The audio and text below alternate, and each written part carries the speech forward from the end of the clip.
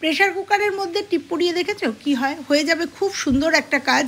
যারা টিপ পরতে ভীষণ ভালোবাসো আর এইরকম টিপ কিনে নিয়ে এসে ব্যবহার করার সময় বিভিন্ন প্রবলেমে পড়তে হয়, বিশেষ করে আঠার প্রবলেমে পড়তে হয়। একসঙ্গে এই আঠা উঠে আসে, তার সঙ্গে মানে কাগজটা উঠে আসে। তাই তাদের জন্য আজকে আমার এই ছোট্ট টিপসটা প্রেশার কুকারের টিপ পরিয়ে কেন দিলাম।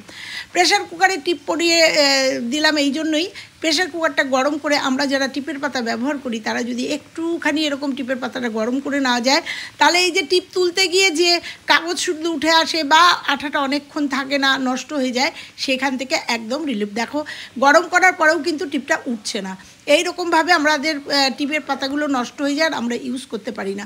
তো এই জন্য প্রেশার কুকার গরম করে টিপের পাতাটা একটু যদি এরকম করে সেঁক দিয়ে নাও, তাহলে সুন্দরভাবে এই গামগুলো আমরা ব্যবহার করতে পারি, টিপগুলোও বারবার ইউজ করতে পারি এবং কোনো অসুবিধা হয় না। আর একবারে কিন্তু পাতা থেকে টিপটা উঠে আসছে, তোমরা দেখতে পাচ্ছ।